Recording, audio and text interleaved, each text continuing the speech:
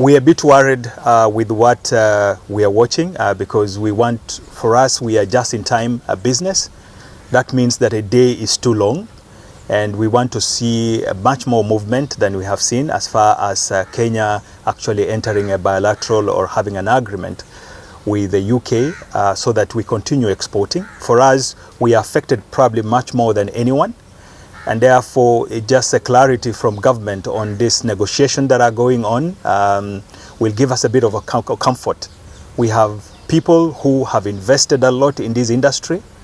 We also have workers who work for us, over 350,000 people who are critical to this business. We just want to have that assurity that come January 1st, we'll continue exporting into the UK much more competitively than all the rest of our competitors, because when a tariff comes in at 8% for flowers, for example, and we are subjected to that, we become completely uncompetitive. So we are working very closely as private sector together with government so that we can be able to have something ongoing. And we believe that if we can have a resolution around this and sign some agreement with the UK as soon as possible, this is what is going to give us comfort going forward, especially because we know a lot of our competitors have already had agreements with the UK, and they will continue accessing the same market on a different terms than we will do if we don't have an agreement. So this is something that we want just to flag to the government, so that it's important to prioritize, because the UK market is an important market. Actually, when you look across the horticulture industry, is the second most important market for us when we put all our products together. And therefore we have to maintain this market at all costs. And going into these negotiations, we are very clear as private sector what we are looking at, so that we can be able to have an agreement as soon as possible. So it's a worrying thing, but we want to just tell government that we are ready to continue sitting on the table and talking to them, and them negotiating on our behalf with their counterparts in the UK, that is going to happen very soon. Right now, everyone knows that we are on duty free, quota free basis. Our export to the EU, and now by extension also to the UK, because the UK has not delinked itself from the EU as we speak. So we are still using the same terms. So we are at zero, but this is going to change come January 2021 if we have not signed an agreement. The 8% is a duty based on the value of the produce. And we look across with a lot of our competitors both from Africa and South America. They have already signed an agreement at 0%, and that means that 8% will just be too much for us, and we cannot pass that cost to the consumer.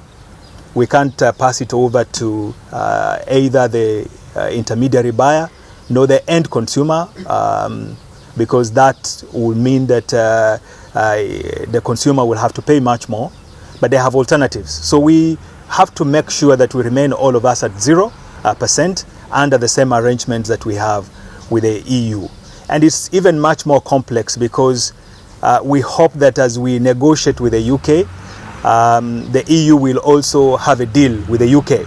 Because if that does not happen, any of our produce that goes through the EU, for example, in Amsterdam, will also be subjected to an 8%. So it's a dual interest that we have, both for us to have a direct agreement with the UK, but also believe that the EU will have an agreement with the UK.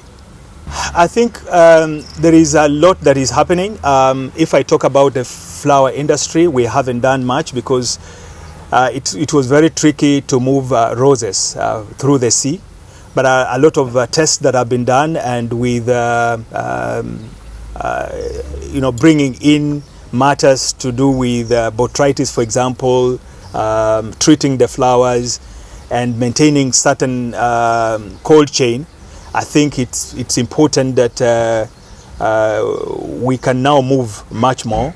Basically, when we look at a competitor like Colombia, who are doing 70% of their produce through the sea, if we get to a place where we can even do 20 or 30 in the midst of the challenges that we have gone through with the COVID around air freight, then we'll be doing very well.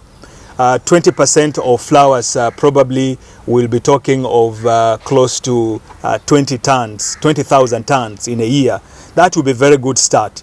We aren't there yet. A small experiment that has been done around that, but we are on the upward. I think on the other products like avocado, we know that a lot is going through the sea than the air. When you look at the figures of avocado, basically we may say that a bulk of them are going through the sea, and this is something that we want to build on, so that as the growers now are producing much more, logistics doesn't become an impediment to what we want to export.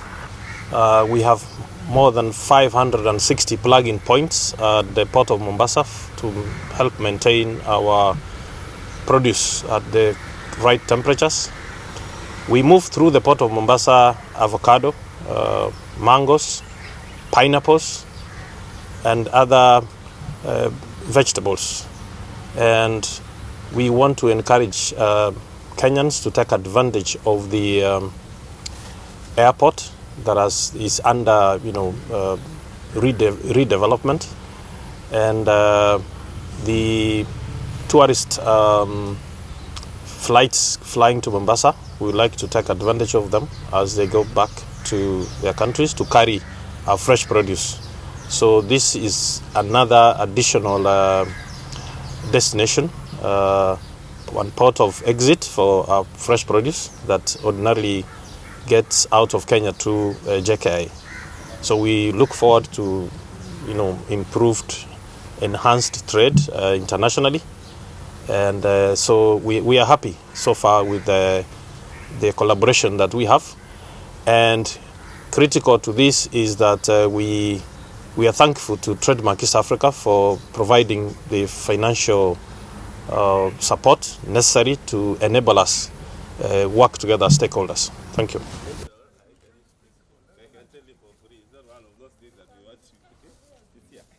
Yeah, they're building a podium, eh? It's going to be here or here? There. Okay. Yeah, it's building a podium.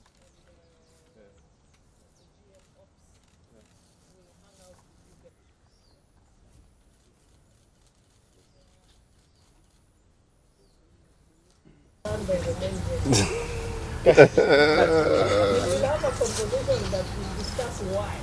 An introduction, and then of course tell us the reason why you are here in Mombasa.